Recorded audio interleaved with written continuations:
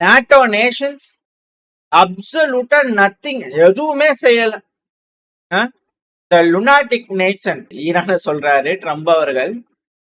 NATO நேஷன்ல ஒண்ணுமே பண்ணல. அதுவும் இந்த ஈரானுக்கு எகெயின்ஸ்ட் இந்த மிலிட்டரி அவங்களோட முழு இதையும் நாங்க அழிச்சதுக்கு அப்புறமா எதுவுமே செய்யலையே, வந்து எதுவுமே பண்ணலையே. அதாவது அமெரிக்கா நாட்டோ கிட்ட இருந்து எதுவுமே வேணாம், நீட்ஸ் நத்திங் ஃப்ரம் நாட்டோ. ஆனா இதை நாங்க மறக்கவே மாட்டோம்.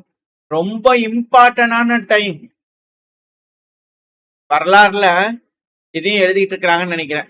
வரலாறு எழுதப்பட்ட கொண்டிருக்கிறது இந்தியா வெள்ளை பக்கமா கருப்பு பக்கமான்னு கேட்டாங்க இல்லையா? இப்ப அந்த வெள்ளை பக்கத்துல நாட்டோ நாடுகள் கூட வந்து சேர விருப்பம் இல்லை போல தெரியுது. பரவாயில்ல, நாங்க இதை மறக்கவும் மாட்டோம். Never forget. இது ஒரு இம்பார்ட்டன்டான டைம். இந்த பாயிண்ட் டைம்ல நீங்க வரல, ஆனா நாங்க முடிச்சிட்டோம் ஈரான அப்படின்னு திரும்பியும் டொனால்டு ட்ரம்ப் அவர்கள் ஒரு போஸ்ட் போட்டுக்கிறார். எதுக்கா இதை திரும்பி போட்டே இருக்கிறாரு அப்படிங்கறது ஒண்ணுமே விளங்க மாட்டேங்குது.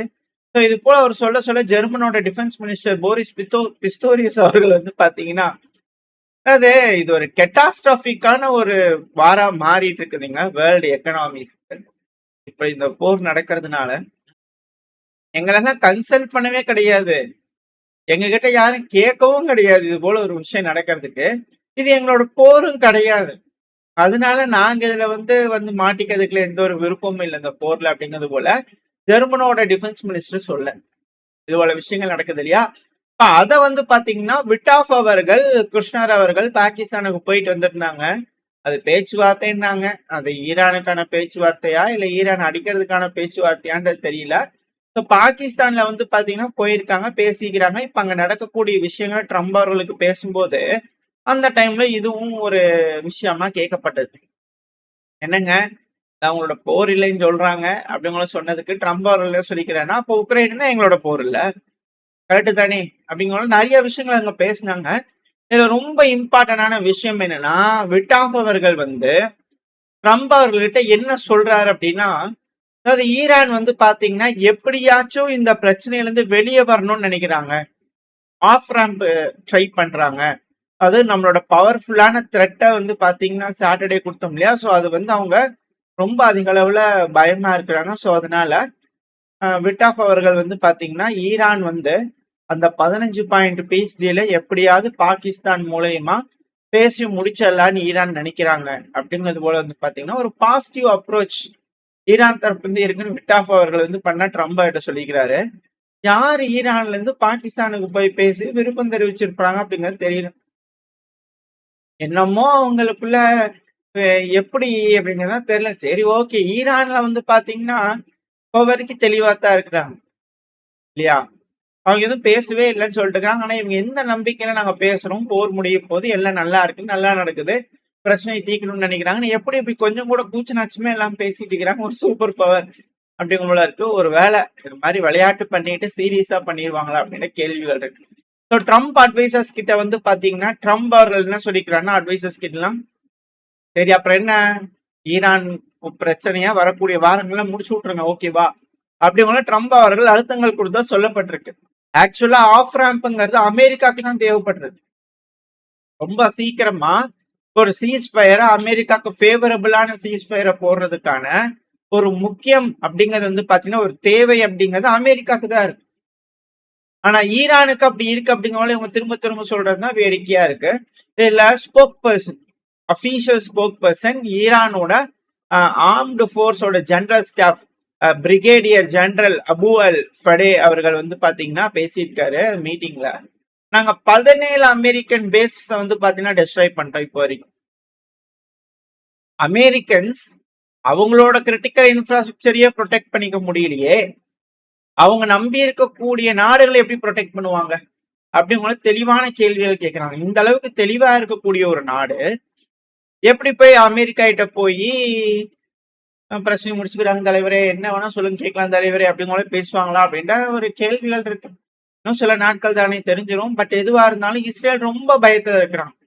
ட்ரம்ப் அவர்கள் சீஸ்ஃபயரை ஈரானோட வரக்கூடிய சனிக்கிழமையில அனௌன்ஸ் பண்ணிட்டாலும் ஆச்சரியப்படுவது 28ஆம் தேதி 29ஆம் தேதி சுமார் சீஸ்ஃபயர் அனௌன்ஸ் பண்ணிட்டாலும் ஆச்சரியப்படுறதுக்கு அப்படிங்கிற ரொம்ப அச்சத்துல இருக்கிறாங்களாமா.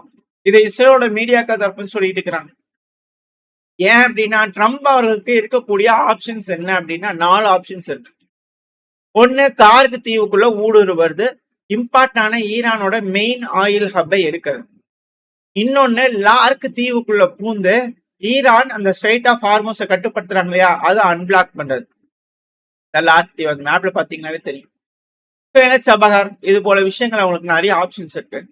இதுல பகுதிகளை பிடிச்சு அதை கட்டுப்பாட்டுக்குள்ள எடுத்து அந்த யுஏஇக்கு டிஸ்பியூட்டட் தீவுகள் இருக்கு இல்லையா, ஸோ அதையும் இந்த ஸ்ட்ரைட் ஆஃப் ஹார்மோஸ் தான், ஸோ அதையும் கட்டுப்பாட்டுக்குள்ள எடுக்கிறது. இது போல ஆப்ஷன்ஸ் வந்து பாத்தீங்கன்னா அமெரிக்காக்கு இருக்கு. இதுதான் இருக்கு. இல்லைன்னா ஈரானோட ஆயில் எக்ஸ்போர்ட் பண்றாங்க இல்லையா, அதெல்லாம் தடுக்கிறது, இல்ல அதை தடுக்கிறது, புடிச்சிட்டு போறது, இல்ல அதை அட்டாக் பண்ணுறது, இது போல விஷயங்கள் வந்து பாத்தீங்கன்னா செய்யறதுக்கு ஆப்ஷன். மொத்தம் 4 ஆப்ஷன் இருக்கு. இதுல எந்த ஆப்ஷனை சூஸ் பண்ணாலும் அமெரிக்காக்கு பேரிழப்புகள் இருக்கும். இது எதுவுமே வந்து பண்ண பெட்டரான ஆப்ஷன் கிடையாது. ஆல் ஆப்ஷன் அந்த டேபிள் அப்படிங்கிற ட்ரம்ப் சொல்லுவாரு இல்லையா, இதுல எந்த ஆப்ஷனுமே அவருக்கு பெட்டரான ஆப்ஷனா இல்லையே அப்படிங்கிற சொல்றாங்க. ஏன்னா இந்த கொஷம் ஐலாண்ட் இருக்கு இல்லையா, அதாவது இந்த தீவு ஸ்ட்ரைட் ஆஃப் ஹார்மோஸ்ல வந்து பாத்தீங்கன்னா மிக முக்கியமான 2 தீவு, லார்க் ஐலாண்டு அப்புறம் இந்த கொஷம் தீவு. இந்த 2 தீவு வந்து பாத்தீங்கன்னா ஈரானுக்கு ரொம்ப நெருக்கமா இருக்கக்கூடிய தீவு. அதுவும் இந்த ஸ்ட்ரைட் ஆஃப் ஹார்மோஸ்ல யூஏ இந்த கூமாச்சி மாதிரி இருக்கு இல்லையா, ஸோ அந்த பகுதிகளில் இருக்கக்கூடிய தீவு. ஸோ இந்த 2 தீவு வந்து பாத்தீங்கன்னா மேபி சபகார் கூட இருக்கலாம். ஸோ இந்த இடத்துல ஒரு ஆம்பிபிஎஸ் லேண்டிங் பண்றதுக்கு ரொம்ப ஷார்ட் டிஸ்டன்ஸ் தான், பாசிபிலிட்டி இருக்கு. அதிகமான வீரர்கள் அட் அ டைம்ல சின்ன சின்ன போட்ல பிரிஞ்சு போகும்போது பாசிபிலிட்டி அந்த பகுதிக்குள்ள போய் டிப்ளாய் ஆகிக்கிறதுக்கு வாய்ப்பு இருக்கு. ஸோ இதை அமெரிக்கா ட்ரை பண்ணலாம். ஏன்னா கார்கு ஐலாண்டை விட இந்த 2 தீவுகள்ல அட்டாக் பண்ணதுக்கு வாய்ப்பு இருக்கு அப்படிங்கிற சில அனலிஸ்டோட கருத்துக்கள். வேகமா போயிடலாம், சீக்கிரமா லேண்ட் ஆகலாம், இதனால அமெரிக்கா ஜெயிக்கிறதுக்கு வாய்ப்பு இருக்கு. ஏன்னா அது குட்டியோண்டு பகுதி தானே, அந்த ஒரு காரணத்தினால யுஏ எழுந்து போனாங்கன்னா கூட வாய்ப்பு இருக்கு. சேம் சபகரை போய் அட்டாக் பண்ணுது. ஸோ இது போல பலமுனை தாக்குதல் ஈரானுக்கு தெற்கு பகுதியில் உட்படும் போது மேபி வாய்ப்புகள் அமெரிக்காக்கு இருக்கு அப்படிங்கிற நம்புறாங்க. பட் ஆனா இதுல பாசிபிலிட்டியே இல்லை. ஏன் அப்படின்னா அதுல ஏர்போர்ட் இருக்கு, அதுல நிறைய விஷயங்கள் இருக்கு, ஸ்ட்ரைட் ஆஃப் ஹார்மோஸ் அன்பிளாக் பண்ணி விட்டுறலாம், ஏகப்பட்ட விஷயங்கள் சொல்றாங்க. என்னன்னா ஹெவியான fortification, missile cities, under ground, இதெல்லாம் வந்து பாத்தீங்கன்னா பல விஷயங்கள் ஈரான்ல இருக்கு. அதுவும் குறிப்பா ஈரானோட தெற்கு பகுதிகள். அதுவும் சிலோஸ் நிறைய ஆன்டி ஷிப் க்ரூஸ் மிசைல் வச்சிருக்காங்க, ஃபாஸ்ட் அட்டாக் போட்ஸ் வச்சிருக்காங்க, சப்மர்சிபிள் லான்ச்சர்ஸ் வச்சிருக்காங்க. ஸோ இத்தனையும் தாண்டி அமெரிக்காவோட எக்ஸ்பெடிஷனரி யூனிட் யூஎஸ்எஸ் ட்ரிப்போலி வந்து பாத்தீங்கன்னா போகுது அப்படிங்கிறது அது ஒரு தற்கொலை படை தாக்குதல் மாதிரி தான் இருக்குமே தவிர அதை போய் செக்யூர் பண்ணி பிடிச்சி ஒரு பிரிட்ஜெட் அமைச்சு அதுக்கப்புறம் ஃபர்தரா ட்ரூப்ஸ் உள்ள கொண்டு வந்து அதை ஆளலாம் அப்படிங்கிறதுலாம் வாய்ப்பு இருக்கா அப்படிங்கிறது பெருங்கேள்வி. எதே எப்படியோ யுஎஸ்எஸ் ட்ரிப்போலி வந்து பாத்தீங்கன்னா டியோ கார்ஷியால இருந்து கிளம்பிடுச்சு அப்படிங்கிற செய்திகள் வந்துகிட்டு இருக்கு. சேட்டலைட் இமேஜ் வச்சு அதை மேப் பண்ணி பார்க்கும்போது சொல்றாங்க இது போல அது கிளம்பிடுச்சு அப்படிங்கிறது போல. ஸோ கூடிய விரைவில் இந்த பேச்சுவார்த்தைன்னு சொல்றாங்க இல்லையா, ஸோ அது எல்லாமே பொய் தான். இந்த டிப்ளமேட்டிக்கல் எஃபெக்ட் அப்படிங்கிறது வந்து பண்ண எல்லாமே வந்து சும்மா ஒரு டைம் டிலேக்காக தான். அந்த டைமுக்குள்ள இந்த யூஎஸ்எஸ் ட்ரிப்போலியை கொண்டு வந்து ஏரோரத்துல டிப்ளாய் பண்ணி அங்கிருந்து வீரர்களை சின்ன சின்ன போட்டுகள் மேபி யுஏஇ வழியா கூட போறதுக்கு வாய்ப்பு இருக்கு. ஒருவேளை அப்படி செய்யறாங்க அப்படின்னா அமெரிக்காவோட திட்டம் இதுதான், இது போல ஏதோ ஒரு பகுதியை போய் அங்க பிடிச்சா அந்த ஸ்ட்ரைட் ஆஃப் ஹார்மோஸ் அன்பிளாக் பண்ணும். ஆனா அது முடியாத பட்சத்துல ஒருவேளை அது ஃபெயிலியர் ஆயிடுச்சு அப்படிங்கும் போது அமெரிக்காவுக்கு மேசிவ் ஃபெயிலியர். ஆனா அமெரிக்கா இதை ட்ரை பண்ணி பார்க்கணும். ட்ரை பண்ணாம இதுல இருந்து வெளியே போறாங்கன்னா அது பேரிழப்புகளா இருக்கு. ஏன்னா இது போல வந்தாச்சு, அட்டாக் பண்ணியாச்சு, எல்லாம் செஞ்சாச்சு, சரி ஓகே அப்படிங்கிற போறாங்கன்னா மதிப்பு மரியாதை அப்படிங்கிறது இருக்காது இல்லையா. எல்லா ஆஸ்பெக்ட்ஸ்லயும் எல்லா ஆப்ஷன்லயும் ட்ரை பண்ணாதானே ஈரான் எப்படி எந்த அளவுக்கு தயாரா இருக்காங்கன்றதை டெஸ்ட் பண்ண முடியும். அதான் அந்த தீவுகள் அப்படிங்கறது வந்து பாத்தீங்கன்னா ஒன்ஸ் அமெரிக்கா உள்ள போய் அதை கையகப்படுத்திட்டாங்க, அதுக்கப்புறம் அங்கேயே டிப்ளாய் ஆயிட்டாங்க, அங்கேயே அங்க சேஃபா இருக்காங்க அப்படிங்கும் போது ஸ்ட்ரைட் ஆஃப் ஹார்மோஸ் அன்லாக் பண்ண ட்ரை பண்ணுவாங்க. ஒருவேளை அது பாசிபிலிட்டியா நடந்துருச்சுன்னா அந்த பாசிபிலிட்டி 1% இருந்தாலும் அதை ட்ரை பண்ணி பார்க்கணுமா இல்லையா. ஸோ அதனால ட்ரை பண்ணி பார்க்கலாமா அப்படிங்கறதோட வந்து பாத்தீங்கன்னா அதோட பெனிஃபிட் என்ன இருக்கு, ரிசல்ட்ஸ் என்ன இருக்குன்றத தெரிஞ்சுக்கிறதுக்காக மேபி ட்ரை பண்ணலாம் அமெரிக்கா. ஒருவேளை அது இழப்புகளா இருக்கு, பேரிழப்புகளா இருக்கு, இதனால எந்த ஒரு பெனிஃபிட் இல்லைன்னா மேபி அமெரிக்காவோட டிசிஷன் வேற மாதிரியா இருக்கலாம் அப்படிங்கிற சொல்லப்பட்டது. எதுவா இருந்தாலும் சரி அமெரிக்கா எஸ்கலேட் பண்றதுக்கு ரெடியா இருக்காங்க. ஒருவேளை இந்த ஆபரேஷன் நடக்குது அப்படிங்கும் போது இந்த பிரச்சனை பல மோசமான விளைவுகள் தரக்கூடிய பாசிபிலிட்டிஸ் அதிகம் அப்படிங்கிற சொல்றாங்க. உலகம் ஒரு மாற்ற நோக்கி போகணும். ஏன்னா ரொம்ப நாளைக்கு இந்த ஆயில் கேஸ் எல்லாம் சிக்கிட்டு இருக்குன்னா பல நாடுகளும் சிக்கல்ல இருப்பாங்க இல்லையா? அதனால ஆயில் கேஸுக்கு மாற்றா வந்து பாத்தீங்கன்னா பல நாடுகள் ரெடி ஆகணும் அப்படிங்கிறது போல பல அனலிஸ்ட்களோட கருத்துக்கள். அந்த மாற்று எதுவா இருக்கும் அப்படிங்கிற கேள்விகள் இருக்கு இல்லையா? இது போல பல விஷயங்கள் நம்ம அடுத்த பெயரை பார்க்க ஆரம்பிக்கும். ஓரளவுக்கான தகவல்கள் இந்த பெயரை பார்த்துருக்கோம். ட்ரம்ப் அவர்கள் ரெடியா இருக்காங்க. நாட்டோ மேல ரொம்ப காண்ல இருக்காங்க. நாட்டு நாடுகள் உதவலன்னு சொல்லிட்டு இப்போ அமெரிக்கா தரைப்படையை வந்து பாத்தீங்கன்னா ஈரானுக்கு எகெயின்ஸ்டா அனுப்பி அதில் ஸ்ட்ரைட் ஆஃப் ஹார்மோஸை எடுக்கலாம்னு யோசிக்கிறாங்க. அது அவங்களுக்கு கை கொடுக்குதா இல்லையா அப்படிங்கிறது வரக்கூடிய வாரங்கள் சொல்லிடும். அது இந்த போரோட போக்கை மாத்துறதுக்கான பல வகையில அது ஒரு டூலா இருக்கும். ஈரான் ஜெயிக்கிறதுக்கு அது ஒரு வாய்ப்பா இருக்கும். இல்ல ஸ்ட்ரைட் ஆஃப் ஹார்மோஸ் அன்பிளாக் பண்ணி இன்னும் வெயிட்டா நெகோசியேட் பண்றதுக்கு ஒரு வாய்ப்பு இருக்கு அமெரிக்காவுக்கு.